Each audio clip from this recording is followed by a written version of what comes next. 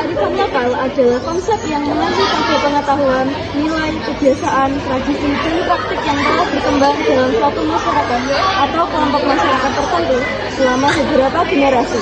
Istilah ini sering digunakan untuk menggambarkan kearifan dan keunikan yang ada di dalam suatu budaya atau komunitas lokal.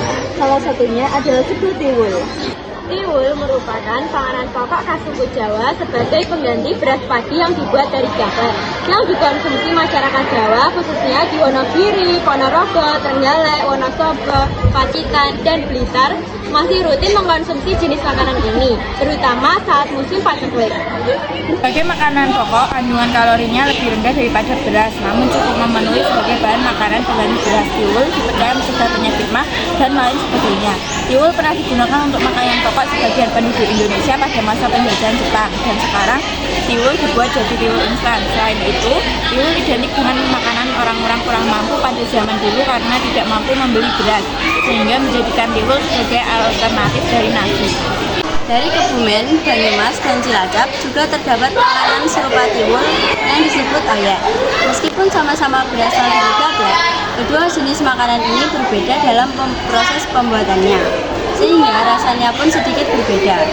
Sedangkan di Gresik, tiwul menjadi buruan penikmat kuliner pagi hari yang biasanya habis dalam waktu 3 jam setelah dibuka.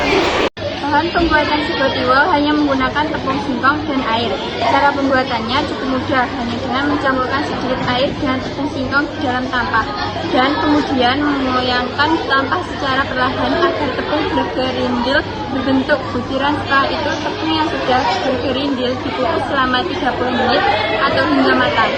Masak dan sajikan hangat.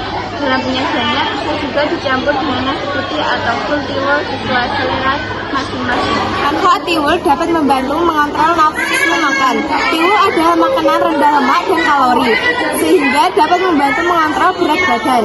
Karbohidrat kompleks dalam tiwul juga dapat membuat rasa kenyang bertahan lebih lama, sehingga mengurangi keinginan untuk makan berlebihan. Nasi tiwul dapat disajikan dengan lauk pauk seperti opor ayam, baceman tahu dan tempe, urap sayur, ikan asin, dan sambal bawang.